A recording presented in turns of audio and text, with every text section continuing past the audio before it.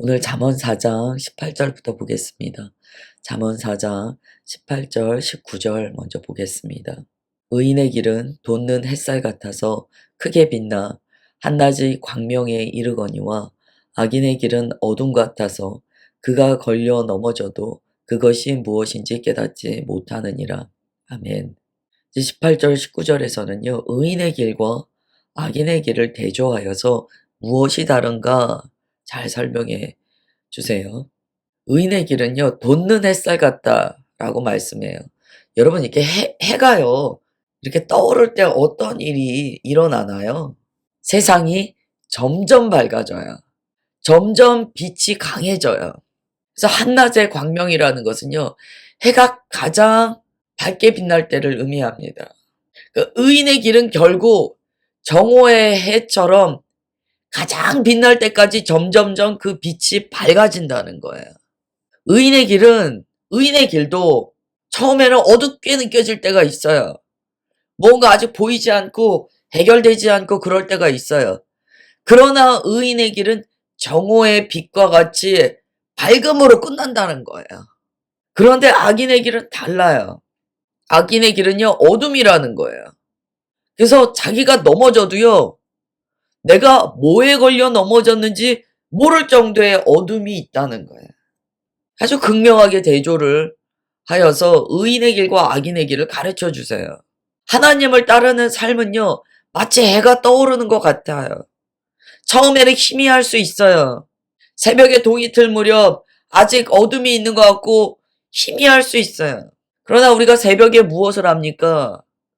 새벽에 잠시 어둡다고 해서 아유 오늘 어두워서 어떡해라고 걱정합니까? 지금 우리가 만약에 밖에 나가서 새벽에 어둠을 볼 때 큰일 났다, 새벽이 어둡다라고 합니까? 그렇지 않거든요.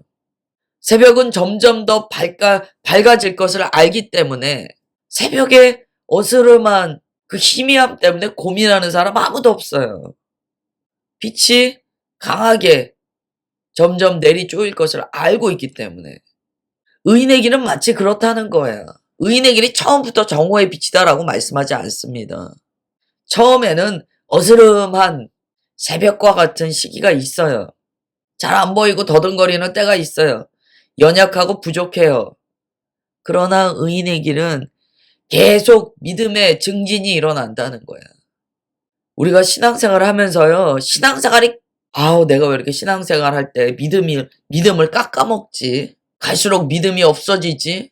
정상이 아니에요. 성경에서는 그걸 맞다라고 말씀 안 하세요. 성경에서는 의인의 길은 갈수록 해가 빛난다는 거예요. 그래서 정말 믿음이 있는 사람은요, 갈수록 그 믿음이 순전해져요. 갈수록 그 믿음이 온전히 빛나요. 갈수록 더 겸손해지고 더 나눠 넣고 주님만 계시는 삶을 살아요. 그게 의인의 길이에요. 출발점에서 의인의 길과 악인의 길이 별 차이가 없을 수 있어요. 오히려 악인의 길이 야 세상적으로 볼 때는 야 잘된다, 야 이긴다, 갈수록 어두워진다. 악인의 길이에요. 그러니까 우리는 내가 신앙이 갈수록 연약해져, 갈수록 신앙을 깎아먹어 라고 할 때 우리가 알아야 돼. 그게 악인의 길이다, 그게 아니고요. 내 신앙의 외식적인 부분이 사라지면서 내 신앙의 본질이 나오는구나 라고 생각하는 게 더 맞아요. 그러면 야, 이 본질 안에서 정말 빛으로 나아가는 믿음을 붙들어야지 라는 생각을 하셔야 돼요. 자, 악인의 길의 큰 문제는요, 자기가 나중에 넘어져요. 왜 넘어졌는지 몰라요. 여기에는 정확히 나와 있지 않지만 왜 이렇게 어둠 속을 헤매며 모르는 일이 발생할까요? 악인은 누구냐면 죄인이거든요. 뭐 우리도 다 죄인이죠. 그런 의미의 죄인이 아니고요. 죄를 즐겨하고 죄를 정당화하고 죄에 대해서 무감각한 사람이 악인이거든요. 근데 죄의 특징은요, 갈수록 사람의 눈을 멀게 합니다. 그래서 어둠이 오는 거예요. 그러면 여기서 우리가 한 가지를 또 묵상할 수 있어요. 아, 악인의 길, 의인의 길. 의인의 길은 길만 밝아지는 게 아니에요. 결국 뭡니까? 자기 눈도 주님의 마음으로 밝아집니다. 그런데 의인의 길은 악인의 길은 어떻습니까? 악인의 길은 자기 눈 자체가 어두워요. 그래서 나중에 결국 아무것도 안 보인다는 거예요. 그러면 이제 우리가 적용을 해봐야 돼요. 그러면 어떻게 의인의 길을 걷습니까? 첫 번째는 예수님을 믿어야 돼요. 다른 방법 없어요. 예수님을 믿어야 돼요. 예수님이 빛이시기 때문에 예수님을 믿어야 돼요. 그리고 예수님을 믿고 말씀에 따라 살아야 돼요. 성경이 뭐라고 가르쳐 주십니까? 말씀이 내 발의 등이요 내 길의 빛이다라고 가르쳐 주시잖아요. 아주 간단하게 가르쳐 주셨어요. 말씀이 없으면 네 길은 어둡다. 오늘 말씀하고 연결됩니다. 그래서 우리가 신앙이 성장하기 위해서는요. 말씀을 받아 실천하는 삶을 살아야 돼요. 말씀대로 살도록 늘 주님 앞에 도우심을 구하고 엎드리고 넘어지더라도 일어나서 주님의 말씀대로 살고자 해야 돼요. 그리고 또 하나 어떻게 의인의 길을 걸을 것인가? 결국에는 어제 말씀에도 있었어요. 결국에는 선택이에요. 자신이 빛을 선택하는 거예요. 죄의 길과 말씀의 길이 있을 때 말씀을 선택하는 거예요. 죄의 길을 걷고 있다면 돌이켜야 되는 거예요. 그래서 잠언 4장 18절 19절은요. 두 갈래 길이 있다는 거예요. 무엇을 선택하겠느냐. 사람은 죄성이 있기 때문에 아무리 믿음 안에 있어도요. 잘못된 길로 들어설 때가 있어요. 근데 여기서 가장 비극적인 것은요. 자신이 잘못된 길에 들어섰어요. 그러면 어떻게 해야 됩니까? 회개하고 돌이켜야 돼요. 마귀는 이때 어떻게 하냐면 돌이키지 못하게 해요. 가라는 거예요. 이 혼합주의, 종교다원주의 뭐라고 합니까? 네가 가는 길 계속 끝까지 가라는 거예요. 네가 끝에 그 길도 구원을 받는 길이기 때문에 돌아 나올 필요 없다는 거예요. 어느 길로 가든지 결국에는 한 곳에서 만난다는 거예요. 거기에 누가 있습니까? 마귀가 있는 거예요. 전 우주적 신이 있다 라고 얘기하면서 가라. 뭐하러? 다른 길을 찾느냐? 무슨 길이든지 괜찮아. 끝까지 가봐. 구원이 있어 라고 가르칩니다. 성경은 절대 그런 가치관을 말씀하지 않으세요. 성경은 진리가 아니면 가지를 말라라고 가르쳐 주세요. 그 다음에 20절부터 23절 보겠습니다. 우리가 잘 아는 말씀이 등장합니다. 내 아들아 내 말에 주의하며 내가 말하는 것에 내 귀를 기울이라. 그것을 내 눈에서 떠나게 하지 말며 내 마음속에 지키라. 그것을 얻는 자에게 생명이 되며 그의 온 육체의 건강이 됨이니라. 모든 지킬 만한 것 중에 더욱 내 마음을 지키라. 생명의 근원이 이에서 남이니라. 아멘. 우리는 이제 23절을 많이 암송을 합니다.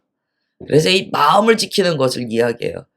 그런데 20절부터 23절까지 보면은요. 마음만 이야기하지 않아요. 가장 먼저 무엇이 나옵니까?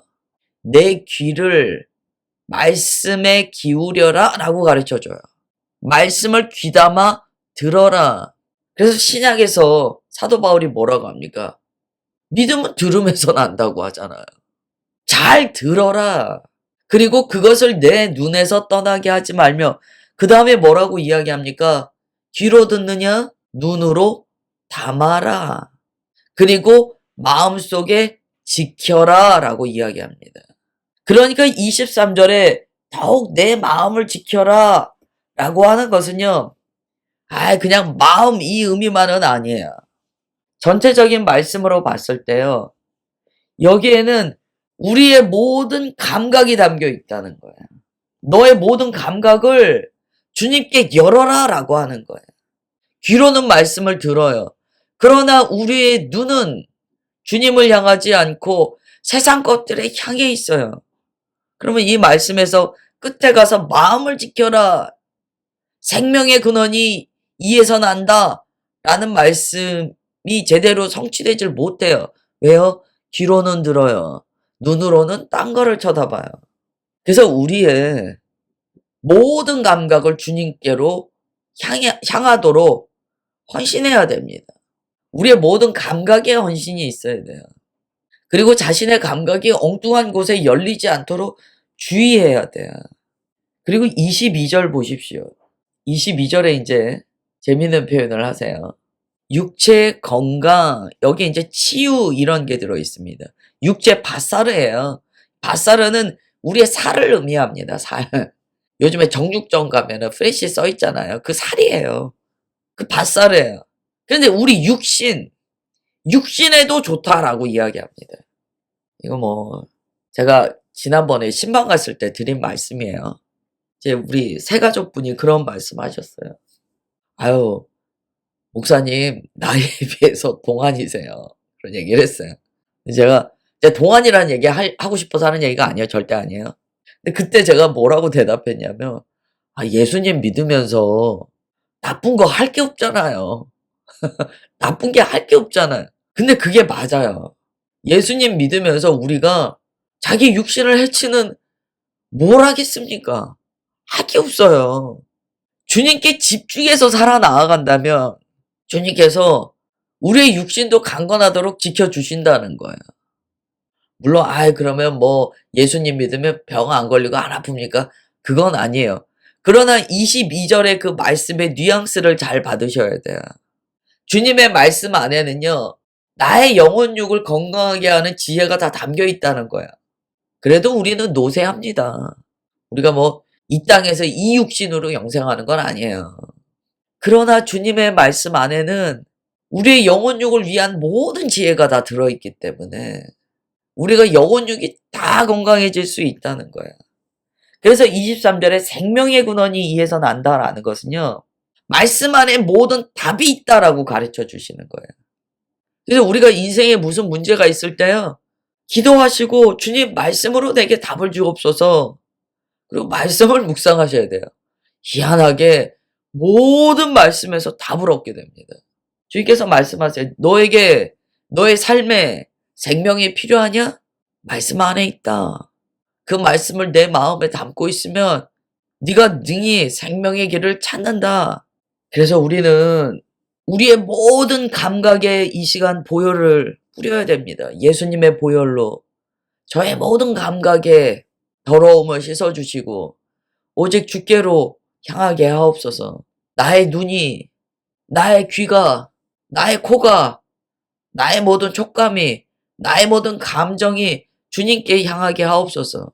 진리의 말씀 위에 나의 모든 감각을 세워주시어서 나의 감각으로 주님께 예민하게 반응하게 하시고 주님의 것과 아닌 것을 구별하게 하옵소서.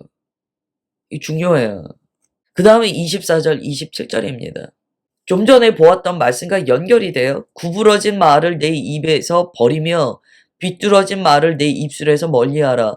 내 눈은 바로 보며 내 눈꺼풀은 내 앞을 곧게 살펴 내 발이 행할 길을 평탄하게 하며 내 모든 길을 든든히 하라. 좌로나 우로나 치우치지 말고 내 발을 악에서 떠나게 하라. 아멘. 말도 조심하라는 거예요. 구부러진 말 하지 말라는 거예요. 비뚤어진 말 하지 말라는 거예요. 우리가 지정의의 영역으로 보자면은요, 압니다. 마음으로, 감정으로 품습니다. 의는 뭡니까? 의의 영역에 말이 들어가거든요. 그러면 이 말은요, 최종적으로 쏟아내는 거예요. 우리가 지의 영역에서 생각합니다. 그리고 이게 내 마음에 먹어지고 감정을 흔들어 놔요. 그러면 결국 입으로 나와요. 그래서 산에 가서 소리치는 거예요. 임금님께는 당나귀기 막 소리치는 거예요. 왜요? 그 동화가 얼마나 재밌습니까? 사람은 지와 정의 영역이 꽉 들어차면 결국에는 입으로 나오게 된다는 거예요. 의의 영역에서 터질 수밖에 없다는 거예요. 못 견디니까 임금님께는 당나귀기 하는 거예요. 이 구부러진 말, 비뚤어진 말이 왜 나갑니까? 우리가 좀 전에 보았던 말씀 20절 21절 잘못된 거 듣고 잘못된 거 보고 잘못된 감정을 품으면 그때 나가는 거예요. 그래서 예수님께서 뭐라고 말씀하시냐면 네가 눈으로 범죄하면 이거 눈 뽑아버리라는 거예요. 왜요? 눈으로 보는 것만으로 절대 끝나지 않기 때문이에요. 네 손이 범죄하면 차라리 자르는 게 낫다. 없는 게 낫다. 그 말씀 왜 하십니까? 마음에 가득한 것은 반드시 나온다는 거야. 그래서 마음으로 간음해도 간음이고 그 말씀을 하시는 거예요. 이게 사람의 구조에 대해서 말씀하시는 거예요. 벌써 내 눈이, 내 귀가, 내 마음이 부정한 것에 노출되면 결국 그거는 반드시 겉으로 나온다는 거예요. 그래서 우리가 이 주님께서 하시는 일을 우리가 이렇게 경험하잖아요. 나를 통해서 경험하잖아요. 주님께서는 처음에는 다 우리를 인격적으로 대하시기 때문에요. 처음에는 주님께서 다 좀 이렇게 가려주시고 돌이킬 기회를 계속 주세요. 사람이 뭔가 이렇게 드러나서 문제가 될 때는요, 그리스도인이 뭔가 이게 드러나 버릴 때는요, 정말 많은 주님의 경계의 말씀을 놓치고 내버리고 그러면 끝에 가서 그 일이 발생합니다. 이거는 많은 분들의 증언에 나와요. 심지어 정말 막 10년 이상 주님께서 계속 경고하시면서 고쳐라 하시는 경우가 많아요. 근데 이제 이게 결국 드러나는 것은 왜냐면 눈으로 보고 귀로 듣고 마음으로 먹은 생각이 의로 나와버려요. 의지적으로 나와버리는데 제어가 안 돼요. 이제는 제어가 안 돼요. 그러면 주님께서 제동을 거세요. 근데 그때 제동을 거시는 주님 앞에 고꾸라져야 돼요, 사람이. 왜냐면 이게 문제가 발생했다라고 할 때 우리가 딱 감지해야 될 게 뭐냐면 문제가 발생했네. 그러면 주님께서 끝까지 인내하시다가 드러내시는 거거든요. 그때는 우리가 납작 엎드려야 돼요. 24절부터 27절 계속 말씀합니다. 눈, 코, 입 다 조심하고 마음도 조심하라는 거예요. 네 발이 간다고 아무 데나 가지 말라는 거예요. 25절 얼마나 재밌습니까? 내 눈은 바로 보며 내 눈꺼풀은 내 앞을 곧게 살펴. 여러분 눈꺼풀이 덮이면 못 봅니다. 아닌 것은 쳐다보지도 말라는 거예요. 왜냐하면 보면 먹음직도 보암직도 한 것이 우리 앞에 얼마나 많이 있습니까? 하와의 범죄를 보세요. 뱀의 말을 듣고 눈으로 봐요. 그랬더니 결국 어떻게 합니까? 손으로 따요. 그리고 끝납니까? 먹어요. 지금 동일한 이야기 하시는 거예요. 그래서 27절 뭐라고 말씀하십니까? 길이 아니면 돌이켜라. 가서 뱀이 쓸데없는 얘기하면 어떻게 해야 됩니까? 돌이켜야죠. 그 자리에 계속 있으면 결국에는 먹는다는 거예요. 그 다음에 우리 5장 1절 2절까지는 볼게요. 내 아들아 내 지혜에 주의하며 내 명철에 내 귀를 기울여서 근신을 지키며 내 입술로 지식을 지키도록 하라. 연결되어 있습니다. 중요한 말씀 계속 하시는 거예요. 내 지혜에 주의하라. 우리가 무언가 안다라고 하는 것에 항상 말씀을 기준하여 분별할 수 있는 겸손함이 있어야 한다는 거예요. 우리가 주님의 지혜가 우리 가운데 임할 때 내가 안다는 것을 다 내려놓을 수 있는 겸손함이 있어야 돼요. 들으려고 해야 된다는 거예요. 무슨 하나님의 말씀이 있어도요, 내 마음에 내 지식이 가득 차 있잖아요. 안 들어요. 안 들어. 내가 알아. 필요 없어. 내가 다 알아. 이러면 안 들려요. 다시 한번 강조합니다. 귀를 열어라. 사오정처럼 덮고 있지 말고 귀를 열어라. 말씀의 귀를 열어라. 2절 근신을 지키며 내 입술로 지식을 지키도록 하라. 요 쉬운 성경이 이렇게 이야기해요. 그러면 내가 늘 분별력을 갖게 되어 내 입은 지혜로운 말만 할 것이다. 이게 의역이 잘 돼 있어요. 귀를 열라는 거예요. 귀를 열면 분별력이 생긴다는 거예요. 사오정에게 귀 열라는 거예요. 그러면 귀를 열면 네 입의 말도 지혜롭게 될 것이다. 할렐루야. 그래서 오늘 우리가 이 아침에 귀를 열고 주님의 말씀을 듣고 가는 거야. 이걸 통하여 분별력이 들어오고 주님의 지혜를 따라 살 수 있는 능력이 들어오는 거예요. 오늘 여기까지 보겠습니다. 기도하겠습니다. 하나님 아버지, 오늘 말씀을 통하여 마음을 지키는 것이 얼마나 중요한가를 나누었고, 또한 그 마음을 지키는 것에 우리의 모든 감각이 포함된다는 것을 깨달았습니다. 우리가 무엇을 보느냐가 중요하고, 무엇을 듣느냐가 중요하고, 그래서 우리가 어떠한 지혜를 마음에 품느냐가 중요하다는 것을 깨닫게 됩니다. 주님, 나 자신을 과대평가해서 나는 뭐를 들어도 이길 수 있고, 나는 뭐를 봐도 이길 수 있어 라는 자만으로부터 우리를 구원하여 주옵소서. 보고 듣는 것이 결국 나를 형성한다는 것을 다시 한번 깨닫게 하시고, 우리의 모든 감각을 주의 말씀 앞에 두어 빛 가운데 빛을 향하여만 열릴 수 있도록 주님 도와주옵소서. 주님의 자녀들 오늘 또한 세상으로 나아갑니다. 천군 천사 보내셔서 지켜주시고 모든 상황 가운데 지혜와 명철을 주시오며 하나님의 거룩한 빛으로 전우좌우 안수하여 주시어서 내일 우리가 또 말씀을 나누는 시간까지 주님의 안위하심과 보호하심을 경험하게 하여 주옵소서. 그렇게 역사하여 주시는 것 믿사오며 사랑하는 주 예수 그리스도의 이름으로 기도드리옵나이다. 아멘.